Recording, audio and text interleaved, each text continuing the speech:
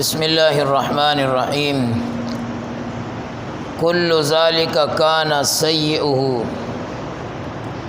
یہ سارے کام عند ربک، تیرے رب کے نزدیک مکروہ، ناپسندیدہ ہیں۔ کون سے سارے کام؟ جو ہم پڑھ رہے ہیں سورہ بنی اسرائیل، تیسرا اور چوتھا رکوع، یہ 15 آیات کے اندر جو احکام اللہ رب العالمین نے ذکر کیے۔ کیونکہ یہ آج کی ہماری نشست نہیں ہے، یہ چلی آ رہی ہے ترتیب سے، اور اس کی ایک کڑی یہ آج کی ہے نشست۔ ابن عباس رضی اللہ تعالی عنہ فرماتے ہیں کہ اللہ رب العالمین نے جو توریت نازل کی حضرت موسیٰ علیہ السلام پر، اس میں جتنی بھی اخلاقی تعلیم تھی وہ ان 15 آیات میں جو ہم مسلسل پڑھتے چلے آ رہے ہیں 2 ہفتوں سے یا 3 ہفتوں سے، وہ تمام کی تمام توریت کی اخلاقی تعلیم ان 15 آیات کے اندر اللہ رب العالمین نے سمو دی ہے۔ 15 احکام تھے جو توریت کی اخلاقی تعلیم تھی، اور یہاں سورہ بنی اسرائیل کے ان 15 آیات میں اللہ رب العالمین نے ذکر کر دیے کہ ان پر عمل کرنے سے، ان کو اختیار کرنے سے معاشرے میں امن پیدا ہو سکتا ہے، معاشرے کی اصلاح ہو سکتی ہے، معاشرہ صحیح ترک پر چل سکتا ہے، معاشرے کے اندر سے انتشار ختم ہو سکتا ہے جب یہ احکام جو ہم نے پڑھ لیے وقتاً فوقتاً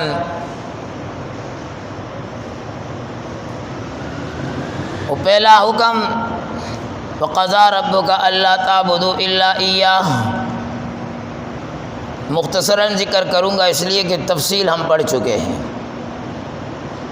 پہلا حکم تھا کہ اللہ کے ساتھ اس کی عبادت میں کسی کو شریک نہ کیا جائے، وہ اپنی عبادت کے اندر تنہا ہے، وحدہ لا شریک ہے۔ دوسرا حکم تھا وَبِالْوَالِدَيْنِ إِحْسَانًا، اور اس کی تفصیل اللہ نے قرآن کی کئی آیتوں میں ذکر کی۔ والدین کے ساتھ حسن سلوک، ان کو اف تک نہ کہا جائے، نہ ان کو جھڑکو، نہ ان کو اف کہو۔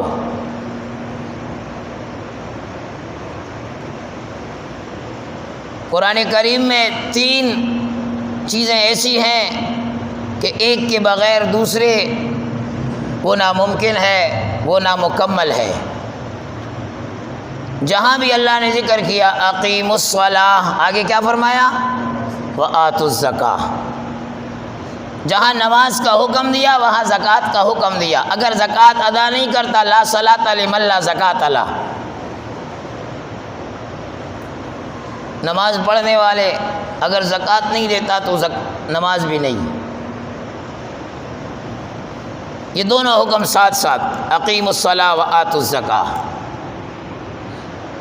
دوسرا، ہم قرآن میں غور کرتے ہیں تو ہمیں ملتا ہے جہاں پر رب العالمین فرماتے ہیں اطیعوا اللہ، وہاں پر فرماتے ہیں اطیعوا الرسول، اطیعوا اللہ ورسولہ۔ اللہ کی اطاعت کے ساتھ رسول کی اطاعت کو اللہ نے شرط رکھا ہے۔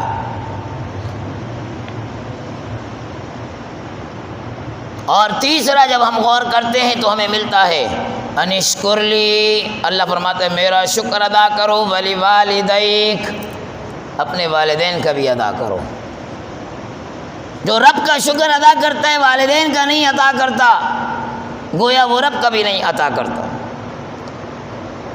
اور جو والدین کا ادا کرتا ہے رب کا نہیں کرتا، گویا وہ والدین کا بھی نہیں ادا کرتا۔ تو دوسرا حکم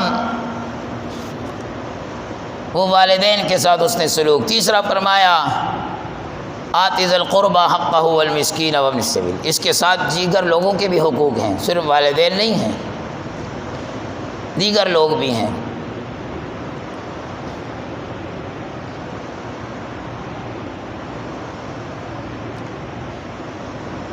چوتھا فرمایا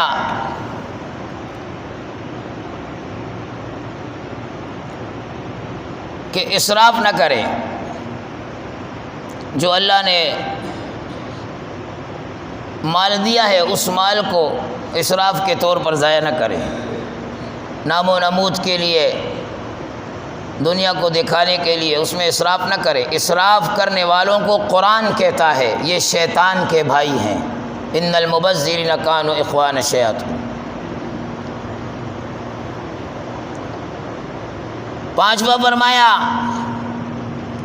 کہ جب تمہارے پاس کوئی مانگنے کے لیے آ جائے تمہارے پاس نہ ہو تو اس سے بہترین طریقے سے پیار سے فقل لہم قولا میسورا، کہ بھائی نہیں ہے، جب آئے گا دے دوں گا، جھڑکنا نہیں ہے اسے۔ چھٹا فرمایا کہ اپنے ہاتھوں کو بھی گلے کے ساتھ باندھ کر نہیں رکھنا، مال اللہ نے دیا ہے تو اسے خرچ بھی کیا کرو۔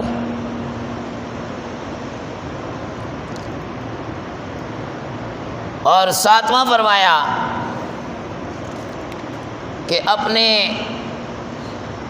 اولاد کو رزق کے ڈر سے قتل نہ کیا کرو، کہ بھئی اگر بچہ آ گیا اس کو کھلاؤں گا کہاں سے، پلاؤں گا کہاں سے۔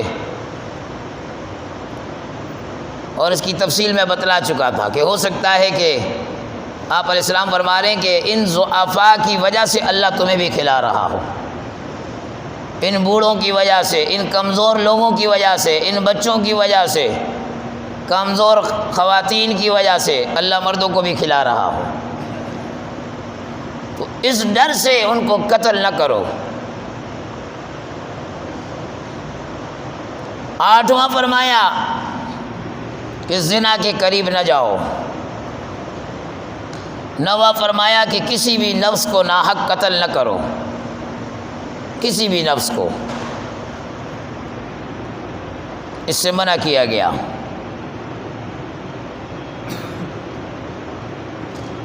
نمبر 9 فرمایا مال یتیم کو نہ کھاؤ، اس مال یتیم کے خرچ کرنے میں ناحق تصرف نہ کرو، جیسا حکم ہے ویسے ہی۔ اگر یتیم بچہ آپ کے پاس آ گیا، بھائی کا، بہن کا، رشتہ دار کا، اس کے ساتھ وہ مال بھی آیا،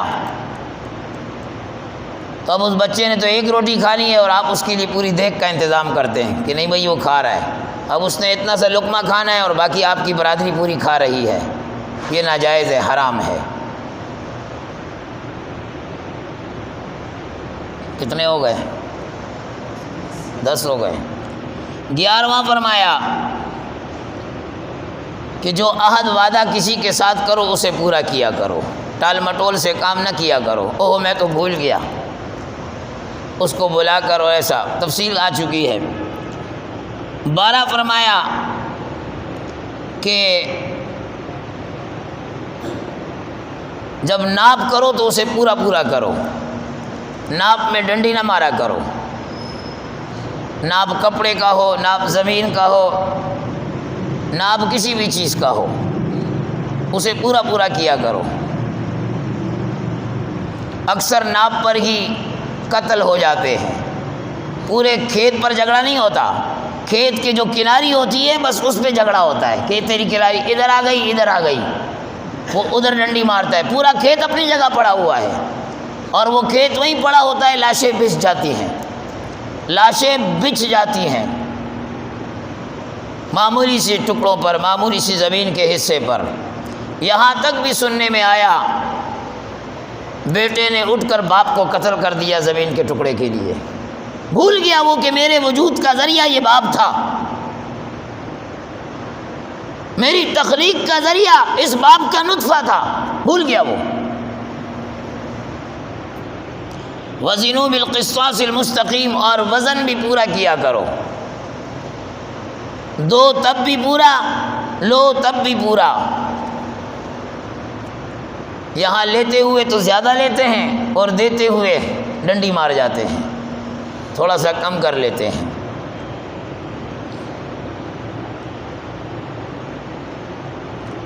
اگلا فرمایا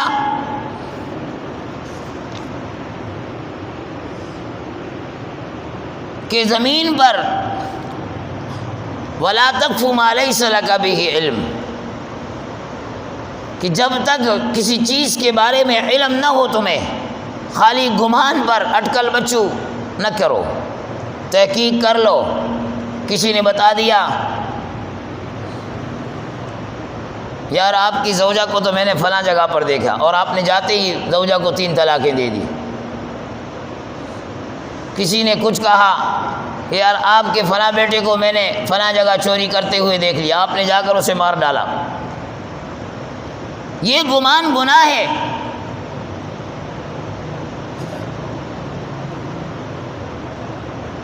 پہلے تحقیق کر لو، معلوم ہو جائے۔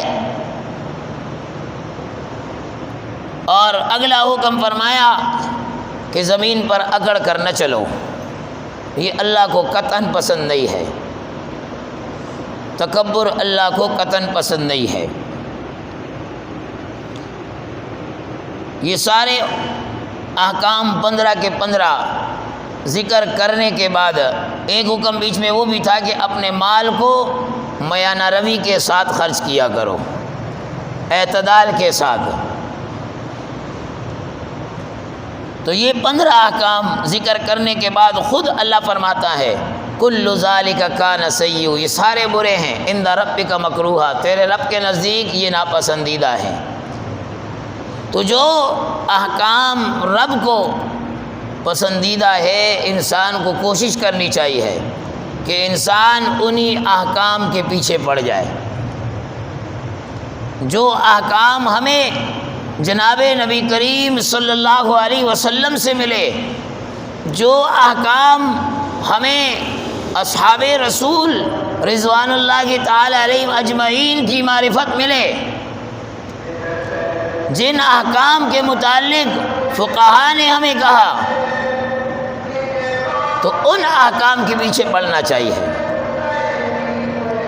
نہیں یہ کہ ایسے احکام